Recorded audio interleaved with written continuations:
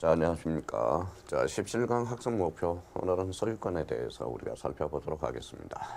자, 소유권이라는 것은 몇 문제 정도가 출제돼요. 적어도 한 2문제에서 3문제가 출제가 됩니다. 그 중에 이제 대표적으로 이런 것들이 있어요. 자, 17강 학습 목표로는 소유권의 의미, 법적 정지를 숙지한다. 자, 소유권이란 무엇이라는 건가? 우리가 이제 소유권의 의의와 법적 성질, 특히 소유권이라는 것은 211조, 소유권은 사용, 수익, 처분한다고 이렇게 나와 있어요. 그럼 근본적으로 소유권의 내용으로서 사용과 수익과 처분, 각각은 뭐라고 우리가 배웠죠? 권능이라는 의미를 배우게 되죠. 자, 그러면 소유권은 사용 권능과 수익 권능과 처분 권능이 있죠. 그래서 소유권이라는 것은 사용 가치와 교환 가치, 의에 대해서 우리가 살펴보도록 하고요. 법적 성질에 대해서 소유권은 사용, 수익, 처분이다. 그래서 뭐예요? 항구성, 전면성 이런 성질이 있다라는 걸 반드시 우리가 숙지해 줘야 돼. 이번 강의에서. 자, 그 다음에 이제 소유권의 내용과 제한에 대해서 우리가 숙지해야 되고요. 소유권의 내용, 아까 이야기했던 사용, 수익, 처분. 소유권의 제한으로서 대표적으로 어떤 내용들이 있느냐. 소유권의 내용은 상하의 범위에 미친다라고 나와 있죠. 이런 측면에서 우리가 여러 각도에서 우리가 살펴봐야 되고. 자, 부동산의 소유권과 권익에 대해서 확인한다. 대표적으로 상린관계, 조문과 판례. 상린관계, 세 번째 테마에서 우리가 기억해 둘 거는 상린관계와 지역권의 관계를 우리가 반드시 우리가 생각하면서 이런 측면에서 우리가 정리를 해 주셔야 되는 거. 그러면 17강 학습 목표는 소유권의 뭐의 세 가지 측면에서 우리가 살펴보도록 하겠습니다. 자, 소유권에 대해서 우리가 그러면 이제 보시죠. 자, 소유권의 법적 성질이 있어요. 자, 우리가 이제 뭡니까? 이런 측면에서 배웠어요. 우리가 여기 한번 보죠. 자, 점유권이라는 게 있죠. 우리가 지난 시간에 점유권에 대해서 우리가 배웠어요. 점유권이란 지배하는 현실적인 권리다. 이렇게 우리가 배웠어요. 현실적인 권리다. 자, 여기에 대해서 우리가 본권이라는 의미를 배웠죠. 본권이라는 것은 뭐라고 그랬어요? 본권이란 지배할 수 있는 관념적인 권리라고 우리가 배웠습니다. 관념적인 권리. 자, 여기에서 대표적으로 그러면 점유권과 소유권, 본권의 차이는 뭡니까? 여기는 여기는 지배할 수 있는이에요. 여기는 현실적인 권리고 여기는 관념적인 권리다.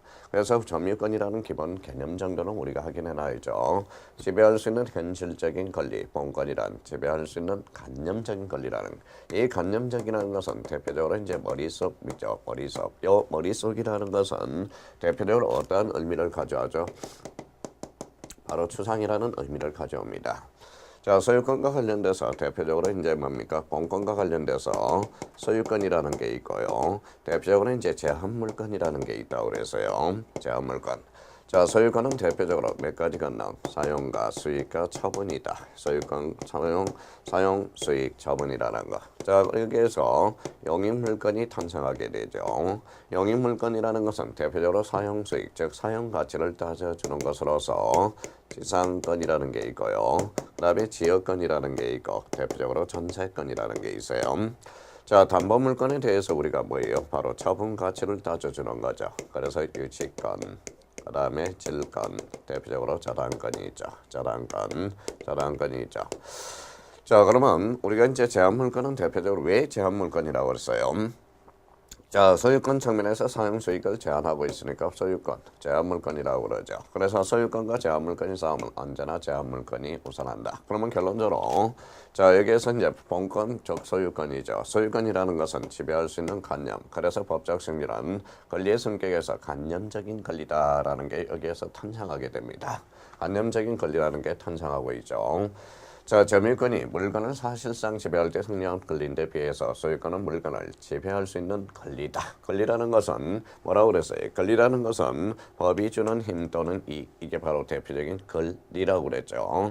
권리를 이루는 개개의 사실, 이게 바로 뭐라고 그랬어요? 권능이라고 그랬습니다. 그렇다면 이 본권과 관련돼서 지배할 수 있는 관념, 그래서 소유권은 대표적으로 법적 성질로서 관념적인 권리다라는 게 탄생하게 됩니다.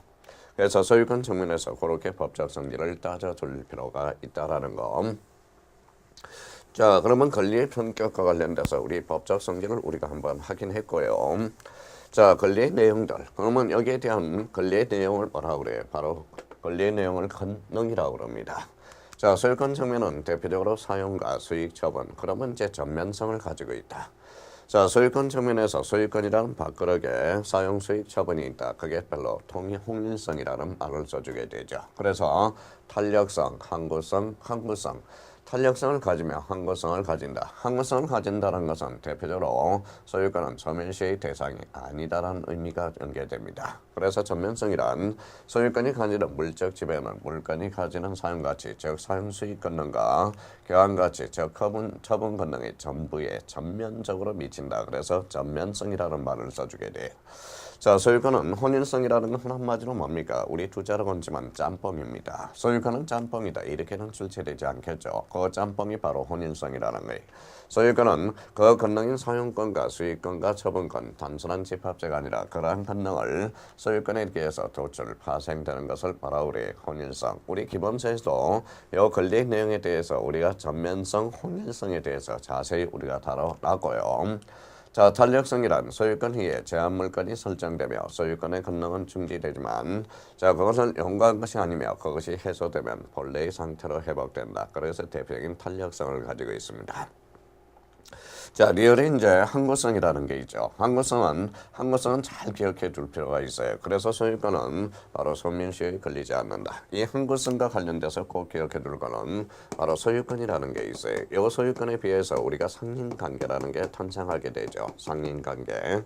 자, 소유권은 뭡니까? 소유권은 이제 주의 의미가 있고 어는 종의 의미가 있다라는 거예요. 그러면 결론적으로 소유권과 상린관계는 주종의 관계다. 그러면 소유권은 뭐다 소멸시의 대상이 아니니까 이게 소멸해야 상린관계가 소멸하겠죠. 그러면 상린관계는 독립해서 소멸시의 대상이 될 수 없다라는 거. 그래서 이 항구성과 관련돼서 대표적으로 소유권과 상린관계를 우리가 확인해 둘 필요가 있다라는 거.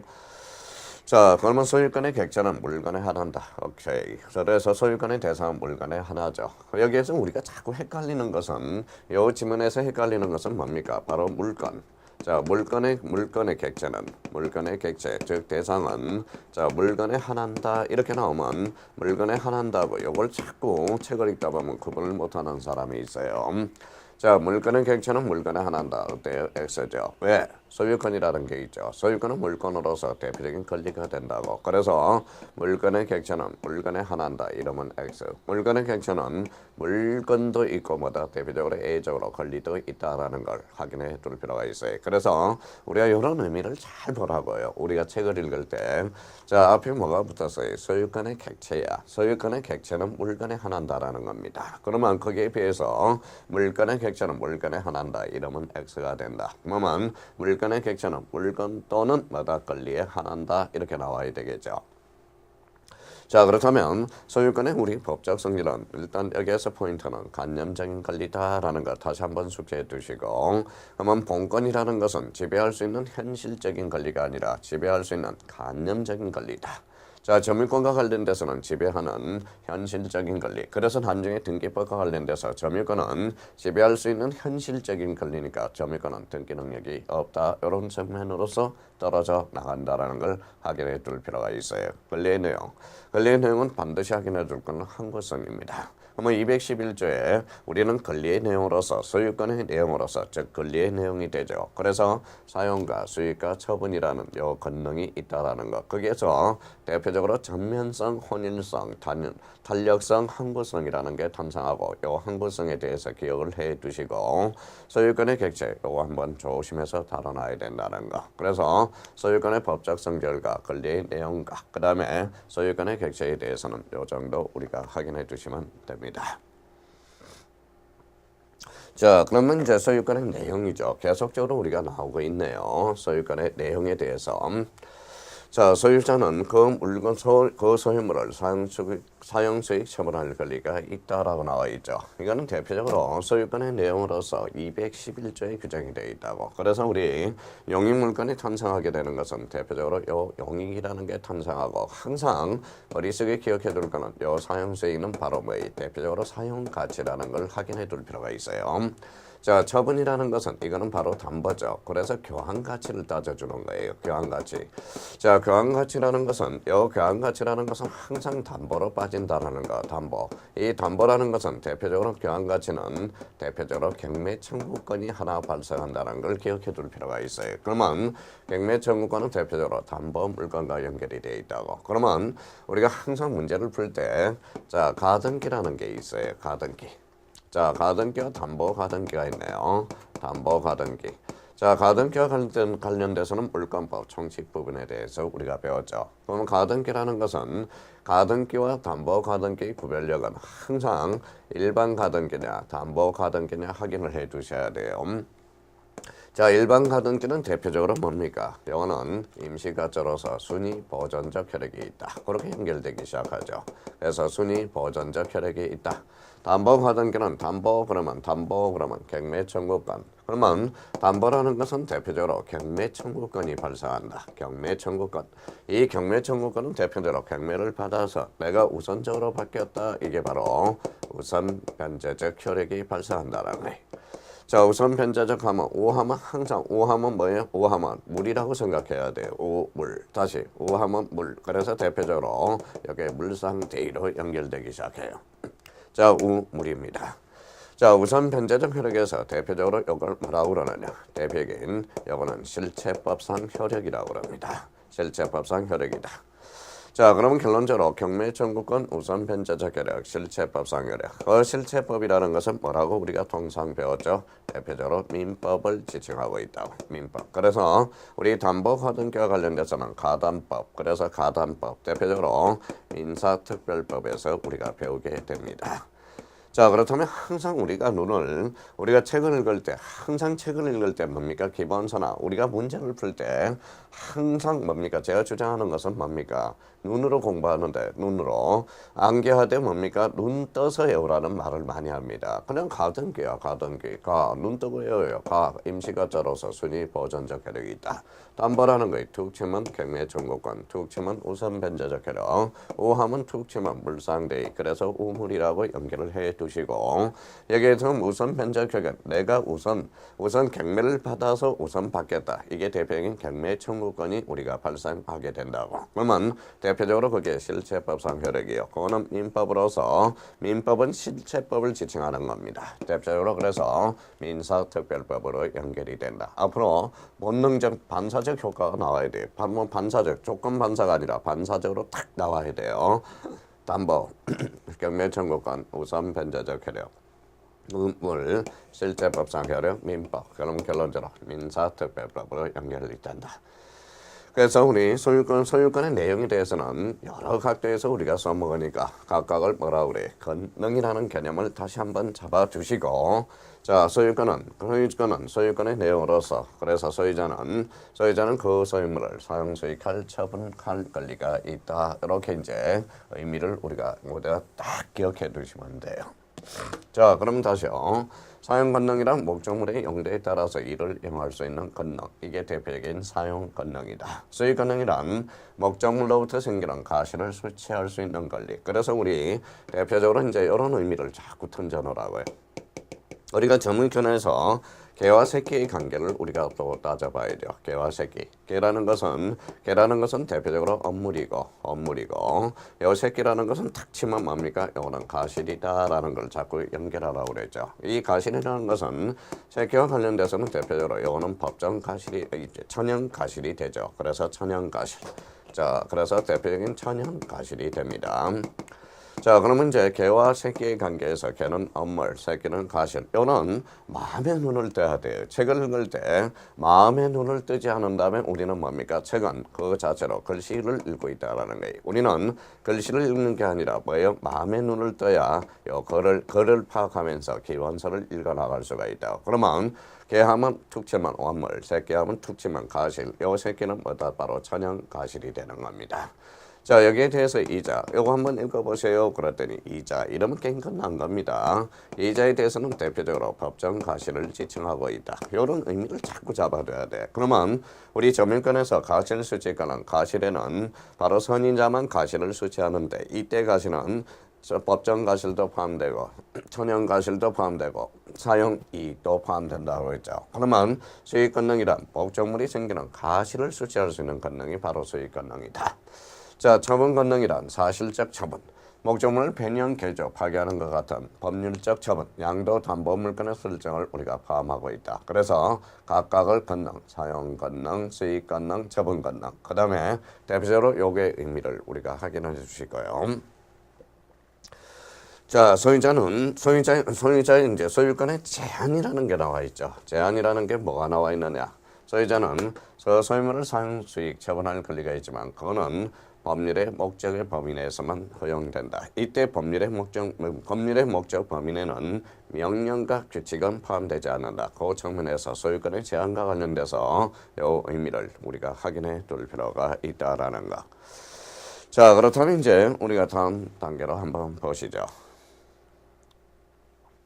자, 우리가 이제 우리 부동산의 소유권의 범위에 특수 문제들이 있어요. 특수 문제들. 작년에도 우리가 이제 뭡니까? 우리 26회 때죠. 26회 때도 여기에서 뭐예요? 한 몇 개의 질문이 우리가 출제됐죠. 그러면 자, 부동산의 소유권의 범위의 특수 문제. 뭐라고 해놨냐면 212조에 우리는 토지의 상하의 범위에 미친다라는 의미를 우리가 잡아놨어요. 그러면 지표면의 자연석이 있네요. 그러면 지표면상의 자연석은 토지 소유권의 범위에 속한다. 이 말은 나중에 가공과 관련돼서 대표적으로 원칙이 가공과 관련돼서 우리가 연결이 되기 시작할 거예요. 가공이라는 것은 대표적으로 노력이라는 거예요. 노력. 그래서 여기에서 노력이 가미돼야 돼. 그래서 원칙은 대표적으로 재료주의가 되는 거죠. 재료주의가 되고 A적 측면으로서 뭡니까? 이거는 현저히 다액인 것은 대표적으로 가공주의가 탄생하게 되는 거예요. 그렇다면 우리가 이 토지라면 우리 토지의 상하의 범위에 미친다라고 나와 있다고. 그러면 지표면의 자연석은 누구냐? 토지 소유권의 범위에 속한다라는 거예요. 그런데 이면의 자연석을 조각하여 섣불로 만든 사항에 대해서 이게 바로 대표적인 우리 가공과 관련돼서 연결이 되는 겁니다. 자, 용어에 대해서는 이런 거죠. 자, 어떤 사람이 등산을 가다가 너무 바위가 이쁜 거야. 그래서 안 되겠다 그래서 내려와서 밧줄 정하고 망치를 챙겨서 밧줄을 해서 여기에다 석불을 작성하는 겁니다. 그러면 이 석불에 대해서는 원칙은 재료주의자로서 자, 토지 소유권자가 되는 거죠. 근데 현재의 다익일 때는 재료주의 가공주의자로서 우리 가공자가 될 수 있다라는 거예요. 근데 대표적인 판례에서 이면의 자연석을 조각하여 석불로 만든 사안에 대해서 판례는 그 석불은 이면은 독립의 소유권의 대상이 된다고 한다. 이거는 현재의 다익이라는 겁니다. 너무 아름다운 거죠. 그래서 지표만의 자연석 원칙은 소유권의 범위에 속한다라는 것. 이 의미 판례도 기억해 두시고 요 1번 판례는 대표적으로 가공과 관련돼서 연결이 된다라는 거 확인해 줄 필요가 있어요.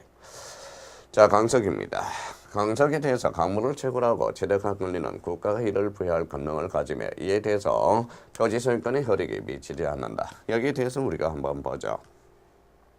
자, 이게 토지입니다. 토지의 상하에 이런 금맥이 하나가 있어요. 그럼 이 금은 누구 거냐? 대표적으로 토지 금은 대표적으로 이거는 강허권으로서 강허권이라는 게 있죠. 강허권은 이거는 소유권에 미치지 않는다라고 그랬어요. 그러면 이 토지와 관련돼서 무슨 건? 소유권이네. 그러면 소유권과 강허권은 서로 혼재할 수 있다라는 거예요. 그러면 강허권은 대표적으로 혼동으로 소멸하지 않는다. 우리 물건의 소멸 사유와 관련돼서 대표적으로 혼동을 배우게 되죠. 혼동과 관련돼서 대표적으로 소멸하지 않는 것, 강허권과 대표적으로 점유권이 있죠. 그래서 점유권. 자, 강허권은 그러면 토지에 미치지 않으므로 토지의 상하에 미치지 않으므로 혼동으로 소멸하지 않고 소유권은 몇 가지 권능이 있다고 그랬어요. 대표적으로 사용과 수익과 처분이냐. 처분, 점유권에 대해서는 점유 권능이죠. 이거는 점유권이라는 것은 지배하는 현실적인 권리고 소유권이라는 것은 바로 지배할 수 있는 지배할 수 있는 관념적인 권리야. 그러면 소유권과 점유권은 권능이 달라. 그래서 점유권과 소유권은 대표적으로 혼동으로 소멸하지 않는다. 기억하실 겁니다. 우리 이제 점 팔고 강을 팔자. 그래서 점강, 점유권과 강화권은 혼동으로 소멸하지 않는다. 고로 요 부분에 대해서 강석에 대해서는 요 디귿과 관련돼서는 혼동으로 기억해 줄 판례입니다. 자, 토지 소유권의 범위에 미치지 않는다. 강물에 속하지 않는 지하의 토사 함석들은 모두 토지 소유권의 범위에 속하고요. 자, 여기에 대해서 이제 지하수는 어떻게 될 건가? 지하수도 토지의 구성 부분을 이루며 민법은 지하수의 적절한 사용을 위해서 상인관계 측면에서 이를 규율하고 있다. 그래서 우리 상인관계는 이웃 토지 대 토지죠. 그게 바로 뭡니까? 상인관계는 법률 규정에 발생하는 하나의 권능이다라는 의미를 확인할 수가 있어요. 작년에 26개 때 출제된 게 온천수죠. 온천수도 지하수의 일종이지만 공용수 또는 생활용수는 아니므로 이에 관해서 지하수 사용에 관한 뭐라고 써놨어요? 제235조 내지 236조는 그 적용이 없다. 근본적으로 이 부분이 있겠습니다. 온천수는 토지의 구성법원으로서 독립한 물건의 객체는 아니며 토지 소유권의 범위에 속한다라는 것. 그래서 이 온천수와 관련돼서 기억을 해두시고 동굴 나오네요. 지하에 생성되어 있는 동굴도 그 수직선 내에 속하는 부분은 토지 소유권의 범위에 속한다. 그래서 여기에서 기억해둘 것. 대표적으로 이 4번과 2번에 대해서는 2번 지문과 4번의 지번지에서는 자주 출제되고 있습니다.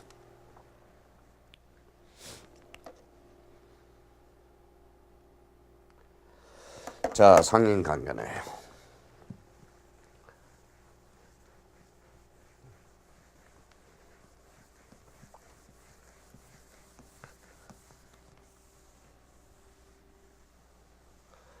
자, 상인관계입니다. 자, 상인관계에서 이제 기억해둘 거 우리가 깔고 갈 게 하나가 있어요. 아까도 이야기했듯이 자, 소유권이라는 게 하나가 있어요. 소유권과 상인관계라는 게 있죠. 상인관계. 자, 상인관계의 관계는 요 소유권은 항상 머릿속에 기억해둘 거는 요 관계에서 주와 종의 관계를 기억해 두시고 주종의 관계를 기억해 두셔야 돼요. 또 하나 우리가 기억해둘 거는 요 상함은 항상 임으로 빠져요. 그래서 상임, 그래서 대표적으로 임의 규정이다. 그렇게 연결되기 시작해요.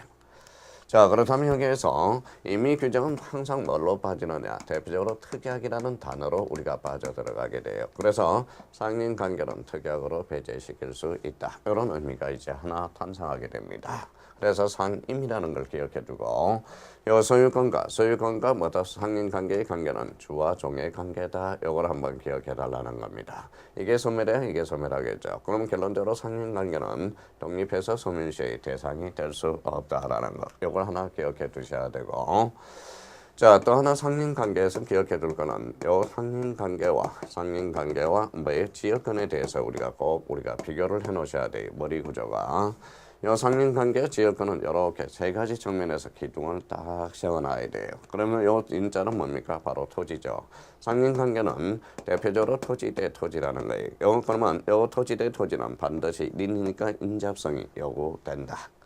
자, 지역권과 관련돼서 요 지자는 토지죠. 그래서 이제 토지 대 토지야. 요때 역이라는 것은 역을 툭 때리면 이제 본능적으로 나와죠. 조건반사로 서비스는 의미를 나타내고 요거는 바로 편익이라는 거예요. 편익. 자, 극단적으로 이야기한다면 편익은 바로 길이라는 거예요. 그러면 길을 받는 토지와 길을 주는 토지가 있겠죠. 그래서 지역권에 대해서는 바로 길을 필요하는 토지. 그래서 요역지라는 것은 서비스를 요한다. 그러면 요거는 길을 받는 토지가 되겠죠. 받는 토지. 자, 받는 토지가 됩니다. 자, 여기에 대해서 줄성자가 있겠죠.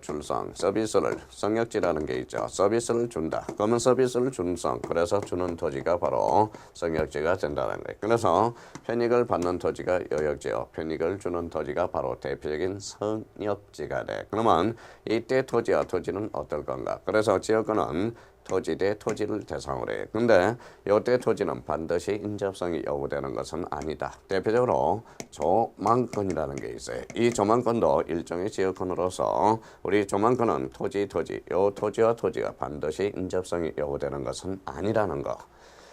자, 대표적으로 이제 상인관계는 법률 규정이에요. 자, 법률 규정에 발생되는 거예요. 법률 규정에 발생되는 하나의 권능이다. 이거는 대표적으로 계약에 의해서 발생되죠. 이거는 계약에서 하나의 발생하는 소유권의 제한이 되죠. 대표적으로 이거는 물건이 된다라는 거예요. 그러면 지역권은 물건이고 상인관계는 법률 규정에서 발생하는 하나의 권능이 된다라는 거예요. 권능.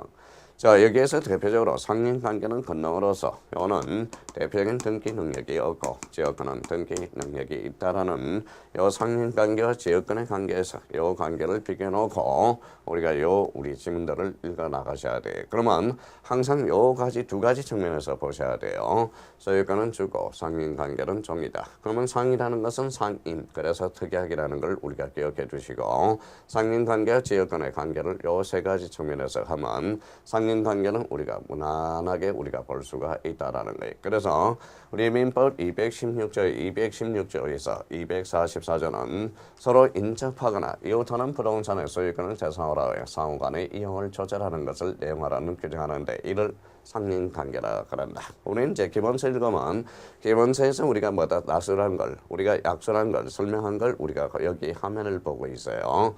여기서 발생하는 권리는 상린권이라 한다. 이거는 한편으로 소유권의 제한이면 다른 한편으로는 소유권의 확장이라고 할 수 있어 부동산 소유권의 범위를 간접적으로 한계를 지운다라는 거예요. 그 밖에 공법 중에서도 상린관계 측면에서 이해를 규정한 것이 있다. 우리 공법에서 건축법과 대표적으로 이제 도시계획법 이런 것들을 우리가 배우게 되죠.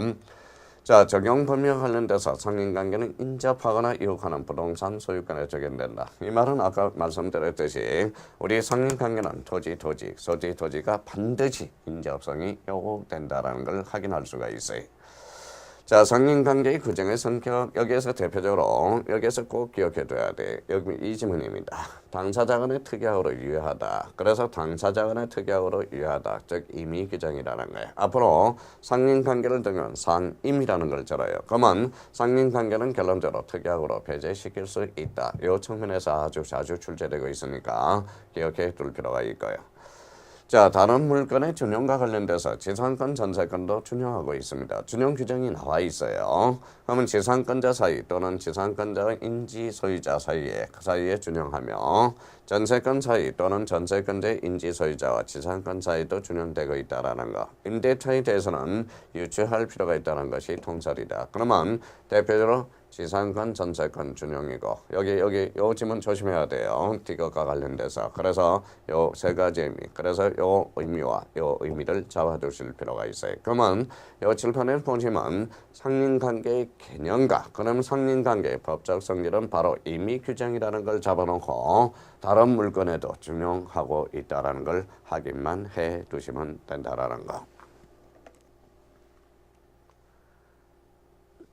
자, 대표적으로 이제 주의토지 통행권입니다. 자, 주의토지 통행권은 뭡니까? 한마디로 공로죠. 자, 주의토지 통행권과 관련돼서 우리 나름대로 뭐예요? 의미를 기억해 둘 게 하나가 있어요. 자, 그러면 우리 봅시다.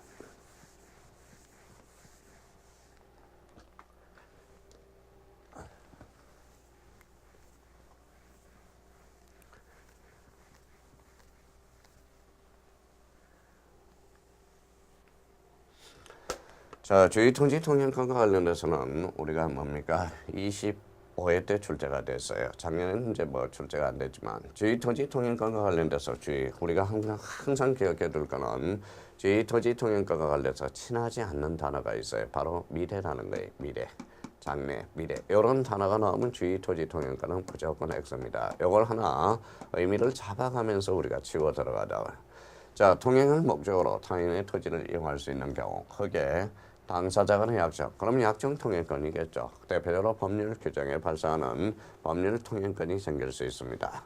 그래서 대표적으로 이제 당사자 약정에 의할 경우, 그래서 이 방법이 있고요. 자, 법정 통행권은 우리 일정한 요건에 해당하며 당연히 타인의 토지를 통행할 수 있는 권리가 주어지는데 민법 여기 나와 있죠. 그래서 나중에 우리가 찾아봐야 됩니다. 219조 및 220조가 상린관계 이치에 정하는 내용이 바로 그것이다. 자, 그렇다면 이제 우리가 이제 두 가지 측면에서 그러면 약정의한과 법정 통행권이 있어. 그래서 일반 규정으로서 유상주의 토지 통행권이 있고요. 그래서 분할 일부 향교에 대해서 특징 무상주의 토지 통행권이 있다라는 거. 그러면 이 부분에 대해서는 자주 출제되고 있으니까 우리 기본서를 이 부분에 대해서 우리가 확인을 해 두셔야 돼요. 자, 그러면 주의 토지 통행권과 관련돼서 친하지 않는 것, 미래, 장래 이런 측면에서 확인해 놓는다면 우리 주의 토지 통행권도 뭐 큰 문제가 없다라는 거. 자, 그렇다면 이제 우리 기본서를 한번 펼쳐보시죠. 기본서에 대해서 한번 점검하고 다시 한번 우리가 생각해 둘 필요가 있어요. 자, 기본서 소유권이 있습니다. 3장으로서. 자, 1장 보니까 뭐의 1절 총서로서 소유권의 의미 법적 성질 아까 봤죠. 물건은 물건을 직접 지배하는 권리다 이렇게 나와 있어요. 그래서 우리가 이제 가로 2번의 법적 성질 우리 아까 뭐라고 그랬어요? 간념적인 권리다. 간념적인 권리 밑줄을 딱 그어놓고요. 자, 권리의 내용으로서 1. 기억의 전면성이라는 게 있고 혼일성, 디귿의 탄력성이라는 게 있고요. 리얼의 항구성이라는 게 나와요. 그래서 여기에서 꼭 기억해 두는 것, 리얼 항구성에 대해서 우리가 꼭 한번 체크해 둬서 한번 점검을 해 둘 필요가 있습니다. 자, 소유권의 객체, 물건의 객체 혼돈하면 안 돼요. 그럼 결론적으로 소유권의 객체는 보다 물건에 한한다라는 의미가 전개되기 시작합니다. 자, 이번에 소유권의 내용과 제한으로서 우리 소유권의 내용은 아까 대표적으로 뭐요? 사용, 수익, 처분할 권리가 있다. 그렇게 이제 의미를 확인해 두시면 돼요. 211조에 규정해 놨죠. 자, 소유권의 내용 그래서 다음 장은 우리가 넘겨본 의라는 게 나와 있죠. 의, 소유권의 내용이 있고 아까 우리 칠판에 봤던 우리 사용, 수익, 처분할 권리가 있다. 한번 체크해 둘 필요가 있어요.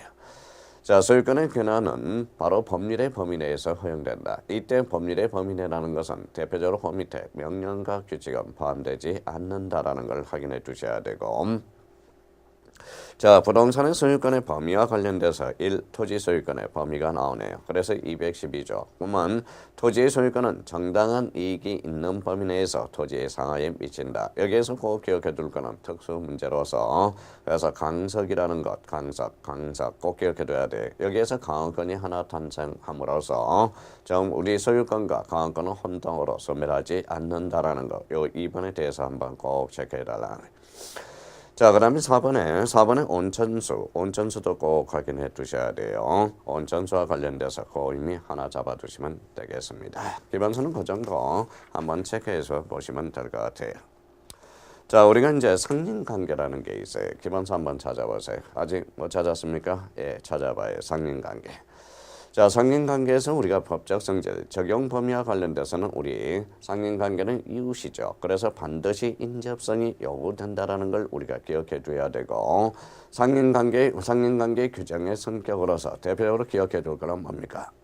자, 상린관계는 상임으로서 바로 대표적인 임의 규정이라는 거. 그래서 당사자의 특약으로 유효하다. 그래서 다른 물건에도 중요하다. 지상권, 전세권. 대표적으로 임차권에 대해서 임대차에 대해서는 유추 적용한다. 그 정도 의미를 받아주시면 됩니다.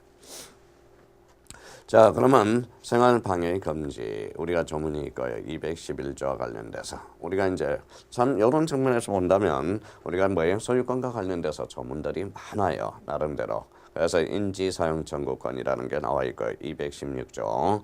자, 인지사용 청구권이라는 것은 이웃토지 사용 청구권이 대표적으로 인지사용 청구권이 됩니다. 그래서 인지사용 청구권 한번 체크해 줘서 과거에 우리가 출제됐으니까 한번 확인해 두시면 되겠고요. 자, 우리가 이제 주의 토지 통행권 요거는 별표 하나 딱 해서 주의 토지 통행권과 관련돼서 요거는 반드시 본인이 한번 읽어 두셔야 됩니다. 주의 토지 통행권과 관련돼서 그 정도 의미 확인해 두시고 자, 물에 대한 우리가 4번에 이제 뭐예요? 가로 4번에 물에 관한 상린관계가 있어요. 요 상린관계와 관련돼서는 우리가 정리를 한번 하고 갑시다.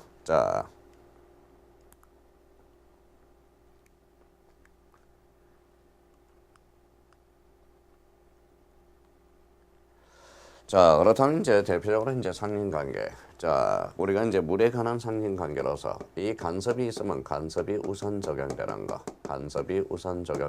요거에 대해서는 그 옆에다 좀 써놓으시고 한번 보실 필요가 있어요. 이게 나중에 자, 간섭이 우선 적용하는 거. 이게 상당히 나중에 헷갈려요. 그래서 요거는 이렇게 우리가 한번 수치해 놓자고요. 서재의 담배는 담배는 인수영이다. 이렇게 한번 확인해 둘 필요가 있어요. 물의 상인관계와 관련돼서 소저의 담배는 인수영이다. 그러면 이거는 물의 소통과 관련돼서 물의 소통, 물의 저수, 이거는 일반담, 배수, 이거는 인수, 인수권, 요 수류의 변경, 이거는 영수권에 관련돼서 그래서 소저의 담배는 인수영이다. 물의 소통, 저수, 일반담, 그래서 배수, 그 다음에 인수용, 그 다음에 수류의 변경, 영수권에 대해서는 간섭이 우선 적용되는 것. 요게 그거는 다 읽을 수가 없어요. 그래서 가로 4번에 물에 관한 상관관계에서 대표적으로 간섭이 우선 적용되는 것들 요거 한번 꼭 확인해 두면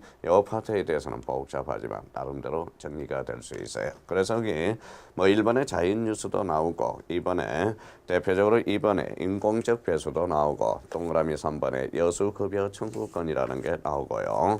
대표적으로 이제 그런 측면에서 간섭이 우선 적용되는 것, 그걸 한번 꼭 확인해 둘 필요가 있어요. 자, 가로 4번은 경계에 관한 상인관계. 대표적으로 이제 뭐 경계. 그러면 이제 조문에서 237조 조문과 238조와 239조와 240조 조문이 있어요. 그러면 240조를 한번 보죠. 그래서 거기는 제목을 이렇게 달았어요. 수지, 목권, 제거. 수지라는 것은 나뭇가지를 지칭하는 거고 목권이라는 것은 뿌리를 나타내죠. 그러면 우리 수지와 관련돼서 그러면 인접토지의 수목가지가 경계를 넘을 때 소유자에 대해서 가지의 제거를 청구할 수 있다. 가지는 임의로 뭐다 자를 수는 없어요. 일단 한번 청구해야 됩니다. 전항의 청구에 응하지 않을 때 청구권자가 그 가지를 제거할 수 있다. 인접지의 수목뿌리가 경계를 넘을 때 임의로 제거할 수 있고 뿌리는 우리가 그러면 가지와 뿌리의 관계에서는 건물 위주로 보고 있다라는 걸 확인해 두셔야 되고요. 자, 경계선 부근에 공작물 설치 그래서 241조 이렇게 나와 있고요. 242조에 대해서도 우리가 나와 있다는 걸 확인할 수 있네요.